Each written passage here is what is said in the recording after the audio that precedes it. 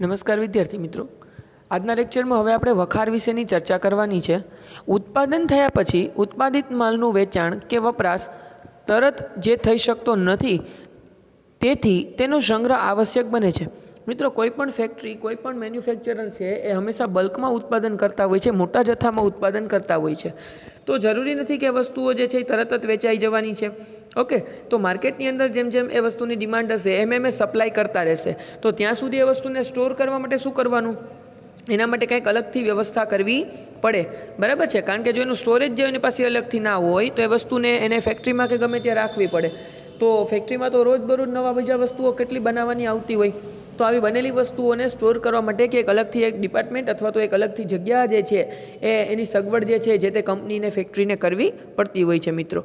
Okay, તો એના વિશેની ચર્ચા કરીએ। કેટલીક વસ્તુઓની માંગ મોસમી હોય છે મિત્રો। કેવી માંગ હોય છે? મોસમી। મોસમી મીન્સ સિઝન વાઇઝ જે છે એ વસ્તુની ડિમાન્ડ હોય। ફોર ધ એક્ઝામ્પલ કે ચલો અમ્બ્રેલા અને રેઇનકોટ તો એ મોન્સૂનની અંદર જોઈશે, બરાબર છે। પછી વિન્ટરની વાત કરીએ તો એની અંદર જે છે જેકેટ અને સ્વેટર્સ જે છે એ જોઈશે। તો એવી રીતના અલગ અલગ ઋતુઓ પ્રમાણે, અલગ અલગ સિઝન્સ પ્રમાણે જે છે એ કેટલીક વસ્તુઓની ડિમાન્ડ હોય છે, અને એ સિઝન પૂરી થયા પછી એ વસ્તુ જે છે એ વર્ષ દિવસ સુધી એને જે બચી હોય, જે વધી હોય એને રાખી મૂકવી પડતી હોય છે, અને તેનું ઉત્પાદન સમગ્ર વર્ષ દરમિયાન થતું હોય ત્યારે આવી ઉત્પાદિત વસ્તુઓનો સંગ્રહ કરવામાં આવે છે મિત્રો। ઓકે, કારણ કે એની સેલિંગની જે સિઝન છે એ મોસ્ટલી ફિક્સ હોય છે કે આ જ ઋતુની અંદર એ વસ્તુ વેચાવાની છે, પણ એનું મેન્યુફેક્ચરિંગ તો કમ્પલસરી આખા વર્ષમાં જે છે ધીમે ધીમે કરતું રહેવું પડતું હોય, અને એને સ્ટોર કરતું રહેવું પડતું હોય છે, બરાબર। પછી જ્યારે જેની સિઝન આવે, એનું મોસમ આવે ત્યારે એ વસ્તુને વેચવાની હોય છે મિત્રો। તો તેનું ઉત્પાદન સમગ્ર વર્ષ દરમિયાન થતું હોય છે, ત્યારે આવી ઉત્પાદિત વસ્તુઓનો સંગ્રહ કરવામાં આવે છે, અને જ્યારે તેની માંગ થાય ત્યારે મળી શકે તેવી વ્યવસ્થા જે છે, જ્યારે તેની માંગ થાય ત્યારે મળી શકે તેવી વ્યવસ્થા વખાર દ્વારા કરવામાં આવે છે। ઘણી વખત કાચા માલનો ઉત્પાદન માટે ઉપયોગ થાય તે પહેલાં તેનો સંગ્રહ જરૂરી બને છે। આ માટે વાણિજ્યના એક અંગ તરીકે વખારની સેવા જે છે આવશ્યક બની રહી છે મિત્રો। ઘણીવાર એવું બને કે ઇન ફ્યુચર તમને ખબર છે કે તમારી વસ્તુ જે બનાવટ છે એની અંદર જે કાચા માલ તરીકે વસ્તુ ઉપયોગી છે એની જે છે એ અછત થવાની છે, બરાબર છે। તો એ વસ્તુની અછત થાય એ પહેલાં જ તમે એ વસ્તુને સ્ટોર કરી લેવા માગો છો, એને સંગ્રહિત કરવા માગો છો, તો એને પણ સ્ટોર કરવા માટે તમારી પાસે કંઈ જગ્યા જોઈશે। તો એટલા માટે વખાર જે છે એક વાણિજ્યના ક્ષેત્ર તરીકે કે એના અંગ તરીકે અસ્તિત્વમાં આવી છે મિત્રો। ચલો વખારનો અર્થ જોઈએ। વખાર એ એવી વ્યવસ્થા છે, એવી સેવા છે કે જેમાં પેદાશનો સંગ્રહ થાય છે। પેદાશનો તેના મૂળ સ્વરૂપમાં અકબંધ રહે તે રીતે રાખવામાં આવે છે। આવા સંગ્રહ દરમિયાન પેદાશના ગુણધર્મો જળવાઈ રહે અથવા તો તેમાં ઓછામાં ઓછા ફેરફાર થાય તે તેનો મુખ્ય હેતુ હોય છે। વખારના કારણે સમય તૃષ્ટિગુણનું સર્જન થાય છે મિત્રો। શેનું સર્જન થાય છે? સમય તૃષ્ટિગુણનું, બરાબર છે। તમે ઉત્પાદન જે સમયમાં કર્યું અને ઉપયોગ જે છે સમયમાં કરવાનો છે, એ બેયના વચ્ચેનો ગેપ મેન્ટેન કરવા માટે થઈ અને જે છે એ વખાર જે છે કાર્ય પૂરું કરાવશે મિત્રો। હવે વાત કરીએ પ્રકારોની। વખારના કેટલા પ્રકારો હોઈ શકે? તો પહેલાં જે છે માલિકીની દ્રષ્ટિએ વખાર, બરાબર છે, કે કોણ એનું માલિક છે, ખાનગી કે જાહેર। પછી છે જકાતની દ્રષ્ટિએ વખાર, તો એની અંદર જકાત ભરેલા માલની વખાર અને જકાત ભર્યા વિનાના માલની વખાર। ત્યાર પછી છે ઉપયોગની દ્રષ્ટિએ, તો એમાં સામાન્ય વખાર અને વિશિષ્ટ વખાર। ઓકે, આ રીતના જે છે એના અલગ અલગ જે છે વિભાગ તમને બતાવવામાં આવ્યા છે મિત્રો। હવે એની અંદર ચર્ચા કરીએ પહેલાં માલની દ્રષ્ટિએ વખારના પ્રકાર। જે માલિકીની દ્રષ્ટિ જે છે, કોણ એનું જે છે એ ઓનર છે એની વાત કરીએ તો ગવર્મેન્ટ છે કે પ્રાઇવેટ છે? તો પહેલાં તમને પ્રાઇવેટ સમજાવ્યું છે, ખાનગી માલિકીની વખારો, બરાબર છે। વેપારી કે ઉત્પાદકો પોતાના માલના સંગ્રહ માટે તેમની જરૂરિયાત અનુસાર પોતાની માલની વખાર રાખે છે, તેને ખાનગી માલિકીની વખાર કહેવામાં આવે છે, બરાબર। કોઈ પણ ઉત્પાદક કે વેપારી પોતાના પર્સનલ ઇન્ટેન્શનથી માલના સ્ટોરેજ માટે જે વખાર નક્કી કરશે એને કેવી વખાર કહેવાશે? તો કે ખાનગી વખાર કહેવામાં આવશે, બરાબર। પછી પોતે ઉત્પાદક હોય કે વેપારી હોય, બરાબર છે, પોતાના પર્સનલી સ્ટોરેજ માટે જે વખાર જે છે બનાવે છે અથવા ભાડે રાખે છે એને આપણે વ્યક્તિગત રીતે માલિકીની અથવા ખાનગી માલિકીની વખાર કહીશું। ત્યાર પછી જાહેર વખારો જે છે એ છે તો કે જે વખારોનો ઉપયોગ પોતાના ધંધા કે હેતુ માટે થતો નથી. જો ફરી પાછું બોલું છું, જે વખારનો ઉપયોગ પોતાના ધંધા કે હેતુ માટે થતો નથી પરંતુ જાહેર જનતાના ઉપયોગ માટે કરવામાં આવે છે તેને જાહેર વખાર કહેવામાં આવે છે.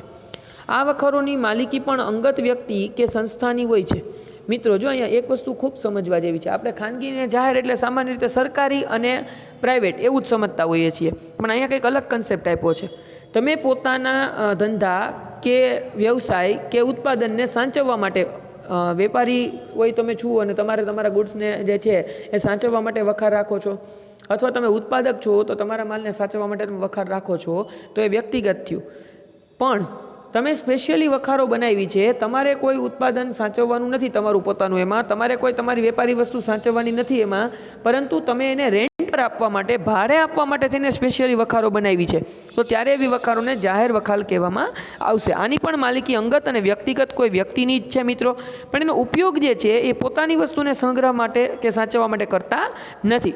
અન્ય વ્યક્તિને જે છે એ રેન્ટ પર આપે છે, એવી રીતના જે છે એ કામ ચલાવે છે. તો એવી સંસ્થાઓની હોય છે. ધંધાદારી કે અન્ય લોકો આ વખારની સેવાઓનો લાભ મેળવતા હોય છે અને બદલામાં તેઓને ભાડું અથવા અન્ય ખર્ચાઓ ચૂકવે છે. ખાસ કરીને રેલવે સ્ટેશન, બંદર અને હવાઈ મથકોની નજીક આવી જાહેર વખારો હોય છે. આજે જાહેર વખારો સ્વતંત્ર વ્યવસાય બની ચૂક્યો છે. જાહેર વખારો માલના સંગ્રહ, જાળવણી અને સુરક્ષાની ખાતરી આપે છે. મિત્રો ખાલી માલનો સંગ્રહ નહીં, એને જાળવણી કરવાની, એને સુરક્ષિત રાખવાની પણ જે છે એ રિસ્પોન્સિબિલિટી એ લોકોની છે અને આના ઉપર વીમો પણ લઈ શકાય છે.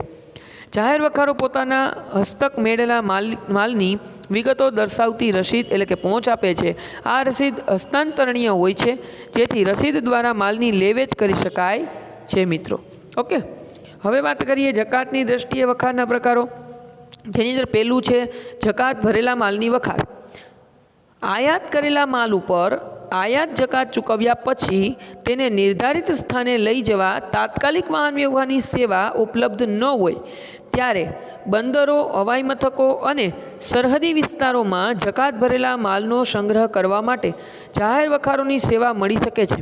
આવી વખારોને જકાત ભરેલા માલની વખાર કહેવામાં આવે છે મિત્રો. ત્યાર પછી જકાત ભર્યા વિનાના માલની વખાર, તો કે આયાત કરેલા માલ, વિદેશથી તમે કોઈ વસ્તુ મંગાવો છો એના ઉપર જકાત નક્કી કરેલા દર અનુસાર ભરવાની હોય છે. એવો આયાતી માલ કે જેના ઉપર જકાત ભરાઈ નથી અને તે માલ જે વખારમાં રાખવામાં આવે તેને જકાત ભર્યા વગરના માલની વખાર તરીકે ઓળખવામાં આવે છે મિત્રો. હવે આવું ક્યારે બને તો એક ઉદાહરણ તરીકે સમજાવું. તમે કોઈ વસ્તુને વિદેશથી મંગાવી છે, તમે તમારા દેશની અંદર તમે એ વસ્તુને લઈ જશો, એને વેચશો, એટલે એના ઉપર તમારે જે કંઈ જે છે જકાત ભરવાની થતી હશે માલને લઈ જાઓ તમે સિટીમાં, એટલે આપવી પડે.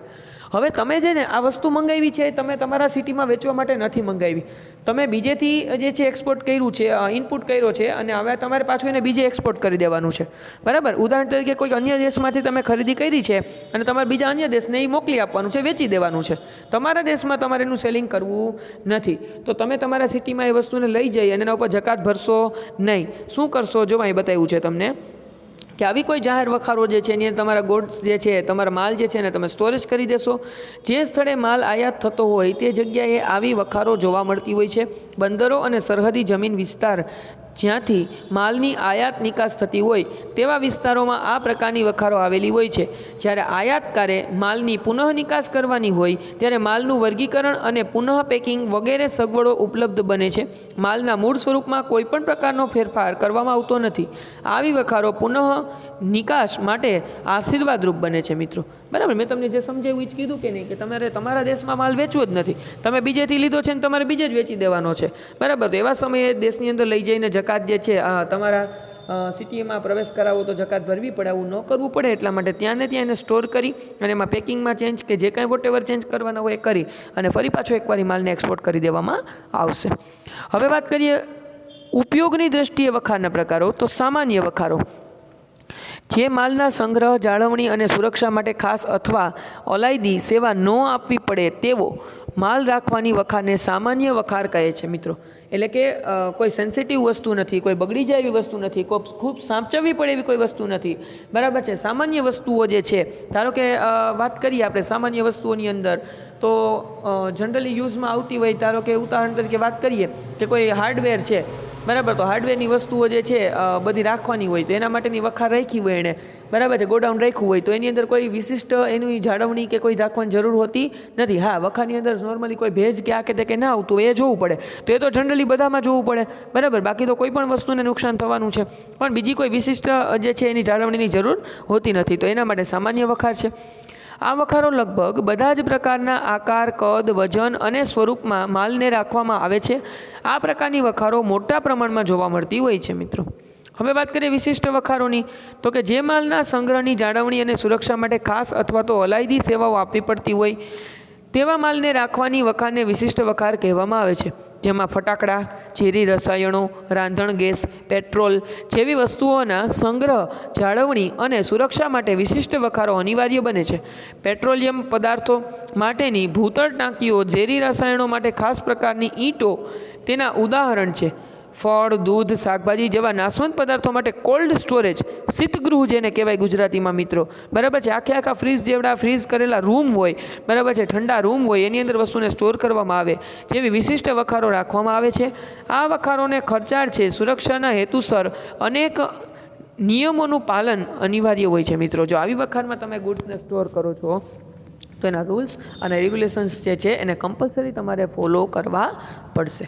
ઓકે, ચલો, તો વખારનો પોર્શન પૂરો થાય છે મિત્રો. આગળ આવશે વાહન વ્યવહાર અને હેરફેરની સેવાઓ, જે આપણે આવા પછીના લેક્ચરની અંદર કન્ટિન્યુ કરશું, બરાબર છે. તો વખારનો ટોપિક અહીંયા પૂરો થાય છે. બાકીનો સિલેબસ આપણે આગળના લેક્ચરમાં આગળ વધારીશું.